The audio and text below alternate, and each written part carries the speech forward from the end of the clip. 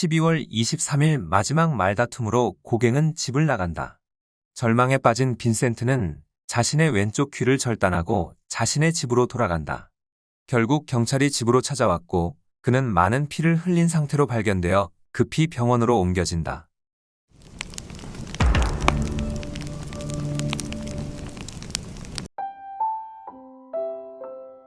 성경이 있는 정물.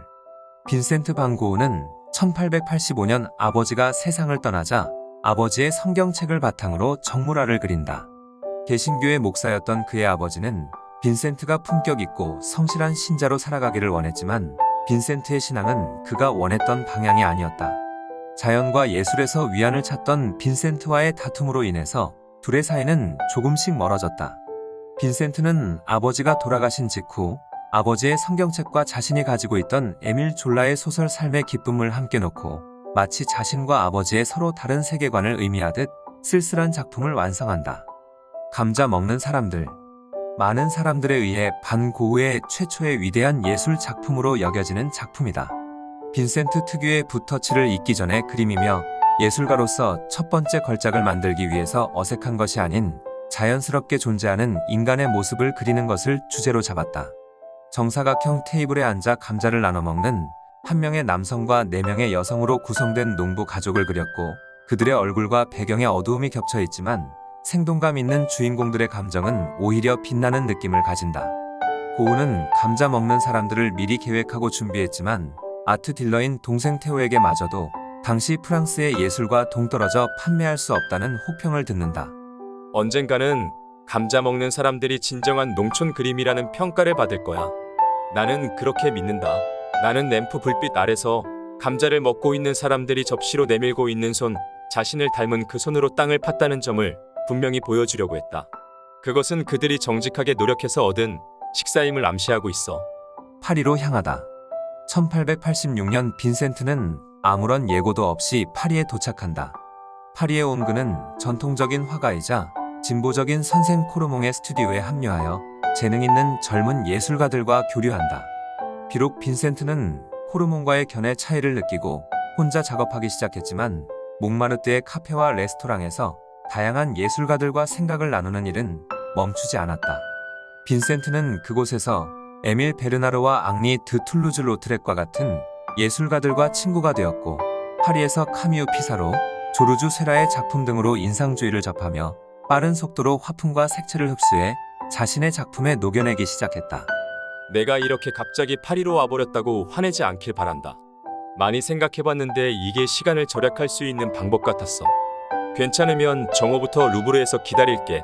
자포니즘은 서양에 전파된 일본 미술의 영향과 일본풍을 즐기고 선호한 현상을 말하며 1860년대부터 서양으로 일본의 문화가 유입되기 시작했다. 파리 만국박람회를 통해서 유럽으로 퍼진 자포니즘은 장식적인 요소를 넘어서 당시 활동하던 화가들에게도 큰 영향을 미친다.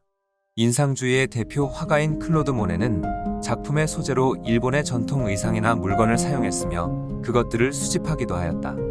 빈센트는 일본의 서민적 풍속화인 우키요에의 영향을 많이 받았으며 소소하면서도 아기자기한 자포니즘의 매력에 빠지며 일본 판화를 수집하고 그것들로 스튜디오를 꾸민 뒤 작품을 모사하기도 하였다.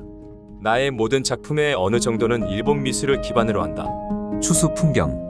빈센트는 아르레서 마주한 밝은 색채의 자연과 모든 것들을 행운으로 여기며 이곳에서 자신의 건강과 평온을 되찾을 것이라고 굳게 믿었다. 그가 아르레 도착한 후 추운 겨울과 봄이 지난 아르레는 황금 물결의 밀밭과 푸른색의 하늘이 펼쳐지며 고흐의 예술성을 자극했다. 당시 노란 색조의 강한 매력을 느끼던 그는 황금색으로 변한 평원과 바쁘게 움직이는 농부들을 생동감 있게 그려넣으며 넓은 공간을 나무와 울타리, 길로 명확하게 구분한다. 그의 스타일은 더욱 느슨해짐과 동시에 표현은 더 풍부해진다. 따뜻한 태양과 찬란한 자연에 매료된 고흐는 수차례에 걸쳐 추수를 주제로 그림을 그린다. 추수 기간 동안 나의 작업도 농부들의 일만큼이나 쉽지 않았다. 불평하는 것이 아니라 예술가의 삶에서 이런 순간을 맞을 때 내가 가장 행복을 느낀다고 이야기하는 것이다. 밤의 카페 테라스. 고흐는 사이프러스 나무, 밤의 풍경, 꽃 등 자신이 애착을 느낀 것에 빠져 작품의 소재로 그렸다.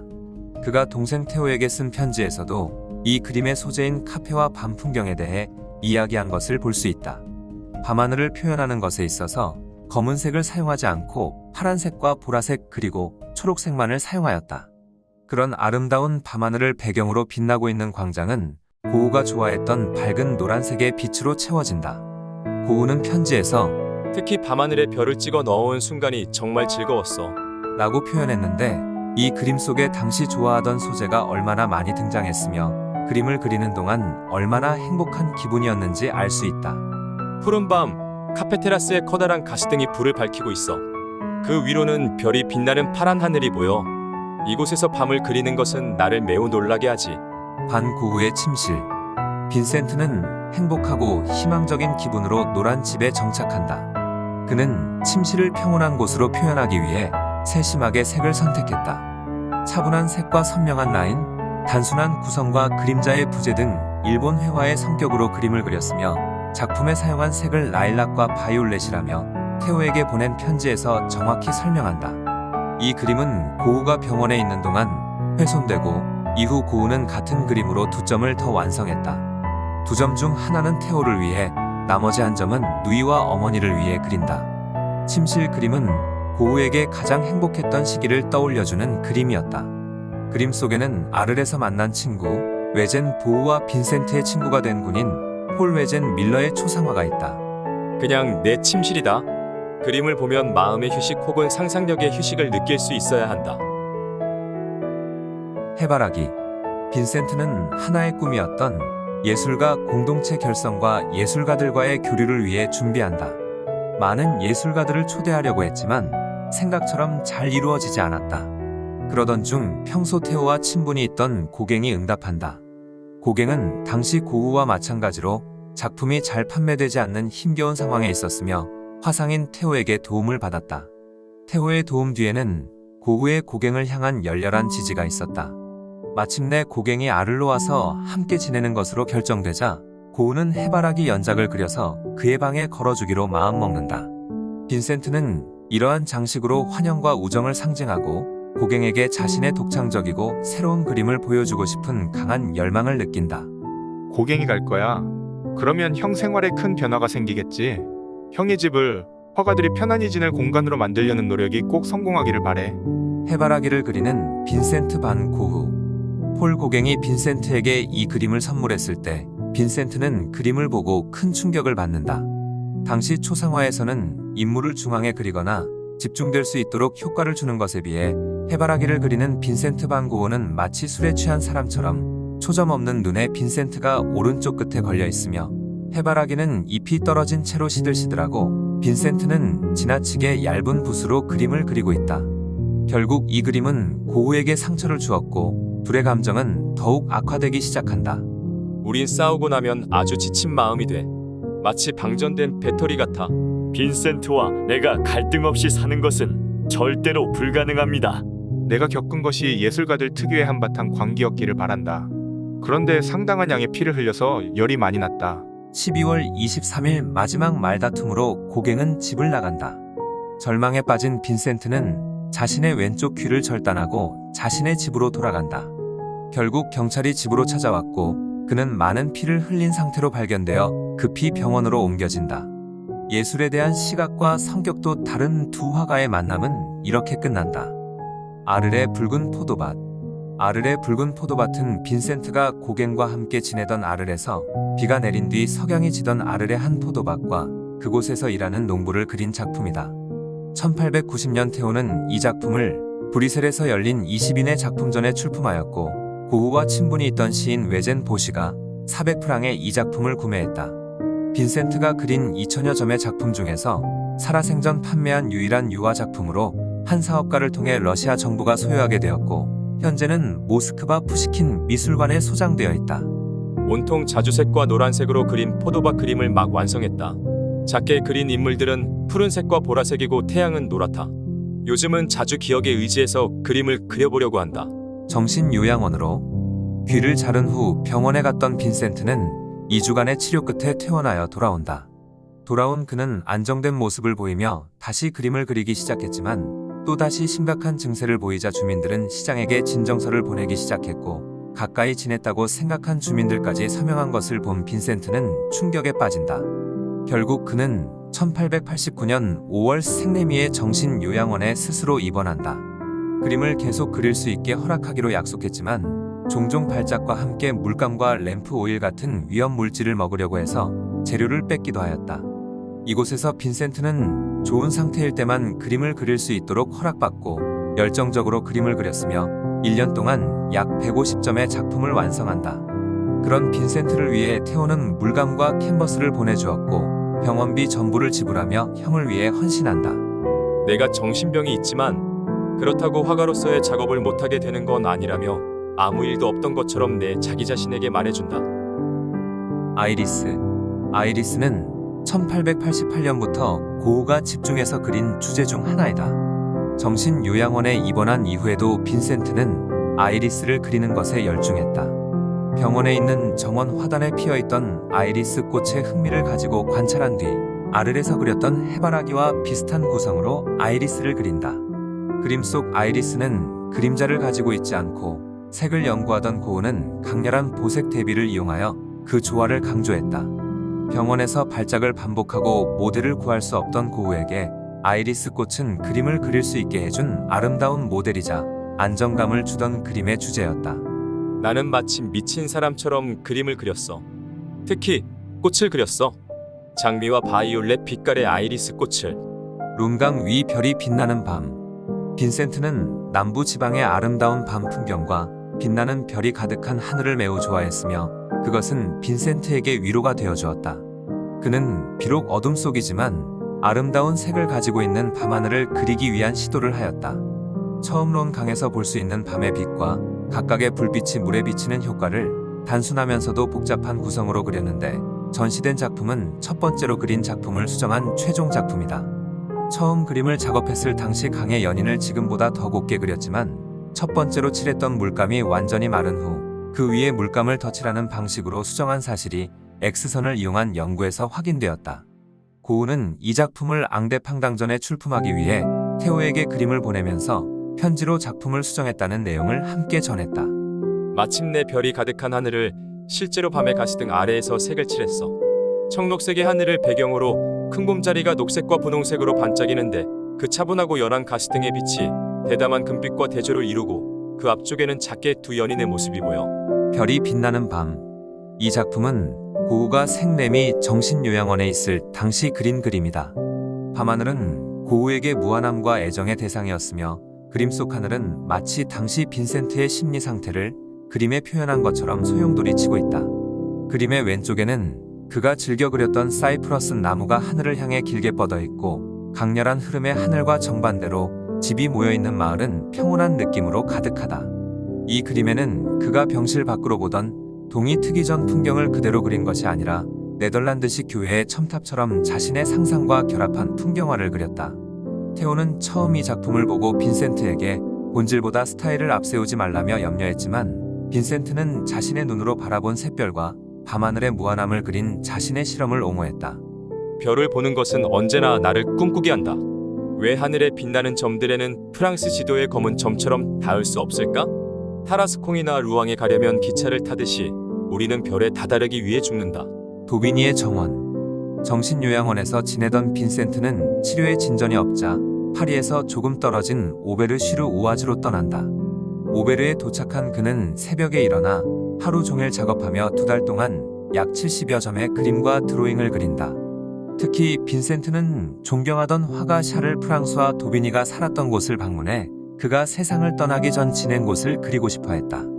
도비니의 생가에 도착했을 때 그의 아내는 빈센트가 정원에서 그림을 그릴 수 있도록 허락했다. 빈센트는 이곳을 빨리 그리고 싶은 마음에 파리에서 오고 있는 캔버스를 기다리지 못하고 줄무늬가 있는 행주를 틀에 고정해서 그 위로 그림을 그렸기 때문에 작품의 뒷면에는 선명한 행주의 줄무늬가 남아있다. 이 도빈이 정원의 스케치를 보렴. 내가 가장 세심하게 숙고하며 그린 작품 중 하나다. 나중에 나타난 이들은 그런 선배들의 발걸음을 따라가는 것보다 잘할 수 없어. 까마귀가 있는 밀밭. 까마귀가 있는 밀밭은 많은 사람들에게 고우의 마지막 작품으로 여겨지던 그림이다. 거친 붓질과 더불어 파란 하늘과 대조되는 노란색과 주황색의 밀, 그리고 젓갈색을 가진 오솔길이 가진 강렬한 색의 조화가 이 그림의 감정적인 힘과 위협을 전한다. 이러한 특징 때문에 종종 이 그림이 빈센트의 자살을 암시하는 마지막 작품이라는 의견이 많았지만 그는 이 작품 이후에도 밝은 색조로 여러 점의 그림을 그렸다. 평소와는 다르게 아주 긴 캔버스를 사용하여 강렬한 파노라마를 그린다.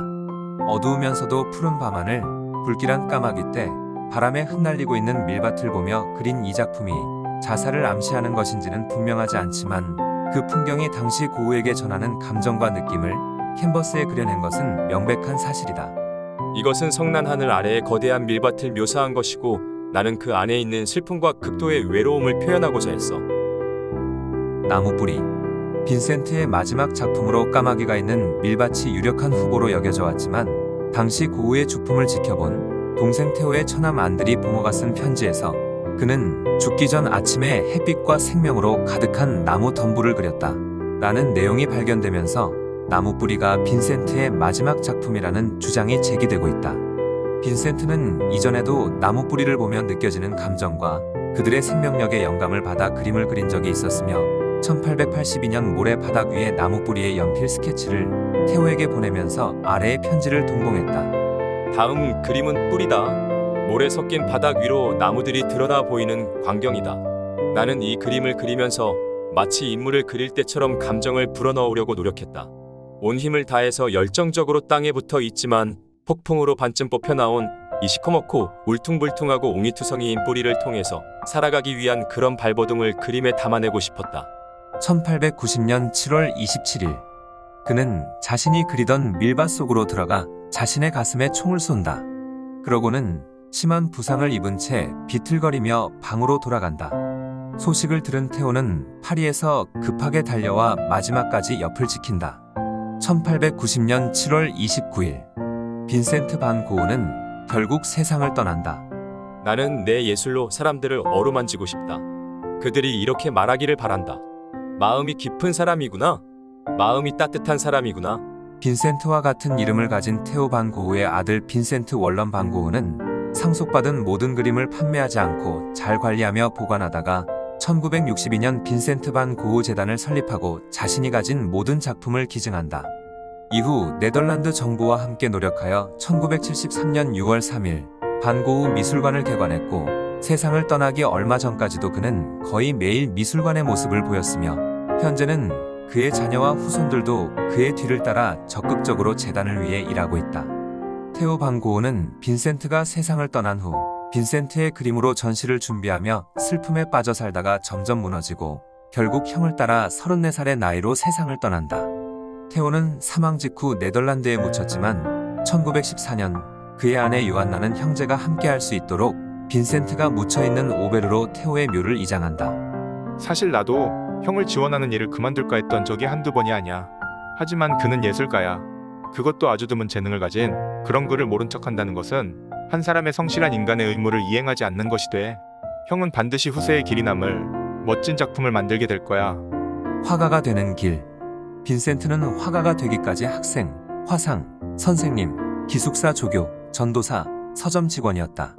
그런 그가 27세의 예술가가 되기로 결심한 것은 예술의 역사에 새겨지는 결정이었다. 극심한 빈곤 속에서 나는 내 힘이 돌아오는 것을 느꼈다. 그리고는 나 자신에게 그림을 그리겠다고 말했지. 그리고 그 순간부터 나의 모든 것이 바뀌어 버린 것 같아. 1. 준데르트에서 태어나다. 빈센트는 1853년 3월 30일 네덜란드 남쪽에 있는 브라반트의 마을에서 개신교 목사 테오도루스와 안나의 장남으로 태어났다. 사실 그가 태어나기 이전 또 다른 아들인 빈센트가 1년 전 같은 날짜에 사산되었기 때문에 그가 실질적인 집안의 장남이었다. 2. 기숙학교로 전학가다. 빈센트는 11살에 제벤버겐에 있는 기숙학교로 전학간다. 그곳에서 그는 깊은 불만을 느꼈지만 간신히 교육을 잘 마쳤다. 특별한 예술적 재능은 없었지만 가끔씩 간단한 그림을 그렸으며 언어학에서는 특히 좋은 점수를 받았다. 알 수 없는 이유로 2학년을 반쯤 남겨두고 학교를 떠났다. 그 이후로 학교로 돌아가지 않았다. 3. 가장 어린 화랑 직원. 16살의 빈센트 반 고흐는 국제미술상인 구필시에서 일하게 되었고 빈센트의 삼촌이 있는 헤이그 지사에서 근무하게 되었다. 고우가 생전에 보낸 편지 중 가장 오래된 편지는 구필에서 지낸 첫 해에 보낸 편지이다. 4. 편지가 시작되다. 1872년부터 형제의 편지 서신이 시작되었다. 1873년부터 테오가 구필시에서 일을 시작했고 빈센트는 같은 해 구필시 의런던 지사로 옮겨간다. 5. 화랑을 떠나다. 예술에 대한 관심은 많았지만 빈센트는 화랑에서 일하는 것에 점점 흥미를 잃는다. 구필시 또한 그런 빈센트의 감정을 느끼고 1876년 그를 해고한다. 이후 빈센트는 영국으로 돌아가 기숙학교에서 무급조교로 일했으며 이후에는 런던 근처에서 한 목사가 운영하는 사립학교에서 임시교사로 봉급을 받으며 일했다. 6. 깊어지는 신앙심. 1877년 빈센트의 삼촌은 그를 한 서점에서 일할 수 있도록 도와주었다. 당시 빈센트는 신앙심이 깊어지면서 신학을 공부하기로 계획했지만 학교를 졸업하지 않았기 때문에 입학시험을 치러야 했다. 1년 동안 암스테르담에서 또 다른 삼촌과 생활하며 시험을 준비했지만 오랜 기간 학업을 떠났던 그는 시내를 배회하고 주변 시골을 산책하는 것에 시간을 보냈고 결국 삼촌은 빈센트에게 학업을 그만둘 것을 조언했다. 7. 전도사가 되다. 빈센트는 신학 공부를 포기했음에도 여전히 신을 섬기고 싶어 했다. 그는 벨기에 보리나주 광산 지역에서 평교사로 일하며 가르치고 아픈 사람에게 성경을 읽어주었다. 8. 탄광의 그리스도. 빈센트는 그곳의 광부들과 그 가족들 사이에서 가난을 나누며 살았다. 그는 바닥에서 잠을 자고 가지고 있는 것을 나누어 주었다. 그의 헌신은 그곳 사람들에게 탄광의 그리스도라는 별명을 얻을 정도로 대단했다. 그럼에도 불구하고 빈센트는 계약을 갱신할 수 없었고 테오는 빈센트가 편지와 함께 보낸 스케치와 그림들을 보고는 그림에 집중해 볼 것을 제안했다. 반면 아트 딜러로서 안정적으로 자리 잡은 테오는 형을 응원하며 재정적으로 지원한다.